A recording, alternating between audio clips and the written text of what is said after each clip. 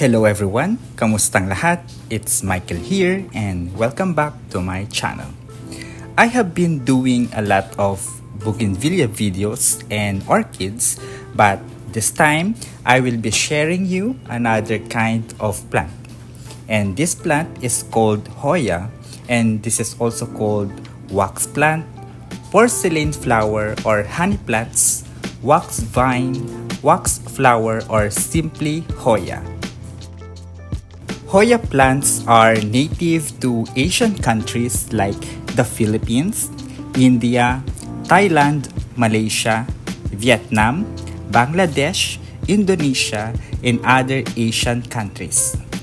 Yung mga Hoyas ay perennial plants that vines or creepers sa mga trellis, kaya usually ang ginagawa nila ay may sarili silang area para gapangan.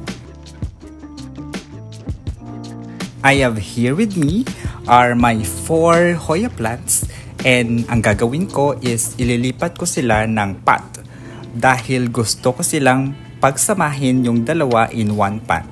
And my goal is magkaroon ng clump na Hoya plant na pwede gawing ornaments sa garden.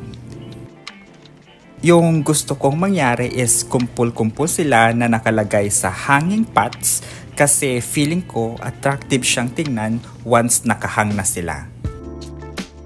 And by the way, there are several varieties of Hoya plants, and the variety that I have is Hoya publicalix pink silver na nabili ko sa GBO through their Shopee account. And I think this is the cheapest variety na meron sila, which cost you only 170 pesos per each plant. And marami pa silang variety, but for a starter pack, yung pinakamura na lang muna ang binili ko. And before we continue, and if you are happen to be new to my channel at hindi pa nakasubscribe, kindly click the subscribe button para maging updated ka sa latest at sa mga susunod na videos ko about plants or other plants. And if nakasubscribe ka na, I would like to take this opportunity na magpasalamat sa aking mga viewers na matiyagang nanonood sa current at past videos ko. Maraming salamat po, at lalong-lalo na sa mga subscribers ko na patuloy na sumusuporta sa aking channel. Thank you so much.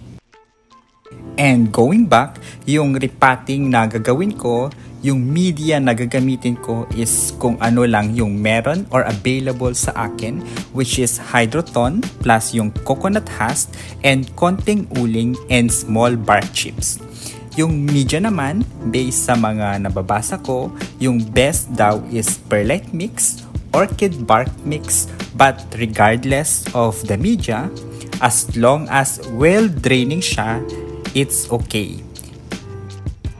Therefore, you can use any media as long as madaling ma-drain yung water para hindi mabulok yung roots and plants. And tapos pala guys, ang Hoya flowers ay mabango, and of course, since this is my first Hoya plant, kaya nakaka-excite to smell once mag-bloom sila. Kaya ang tanong naman ngayon is, how do we care our Hoya plants?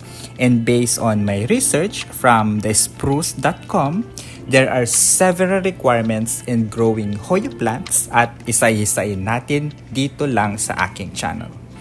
Una na dyan is the light requirement. Hoya plants daw requires an indirect sunlight but bright area for up to 6 hours a day. Same with Vanda orchids, yung Hoya plants thrive sa hindi directly nasisikatan ng araw, maybe dahil para hindi masunog yung mga leaves nila. In this case, pwede natin silang ilagay sa ilalim ng mga puno or trees that are still bright, or we can use shading net just like sa mga Vanda orchids natin. And secondly, Hoya plants love to be hung. So gustong gusto nila na nasa hanging basket sila. That is why niripat ko sila sa hanging basket para mas lumaki at mas gumanda pa sila. And gaya ng sabi ko kanina, better if may trellis din sila na pwedeng gapangan.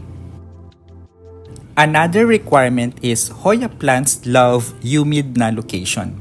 In our case, dito sa Philippines, yung humidity is high, which is similar sila sa Vanda orchids nang gustong-gusto din ng high humidity. As to the watering naman and the potting mix, gaya ng sabi ko kanina, any media ay pwede sa Hoya plants as long as na easily drained and it allows to dry out before watering again. Ang ibig sabihin po nun, gumamit po tayo ng media or potting mix na madaling matuyo para hindi maging stagnant yung water sa mga paso natin. And yung pagdidilig naman, dapat hindi palagian. Antayin daw na almost tuyo na saka natin siya didiligan ulit. And lastly, on how to feed them naman is this is the part in which maglalagay tayo ng fertilizer sa Hoya plants natin. Ang pwede nating gamitin is slowly released fertilizer that is balanced. Yung ginagamit ko sa mga orchids ko and other plants ay Osmocote fertilizer na mabibili lang din sa online and agricultural shops and mura lang din siya.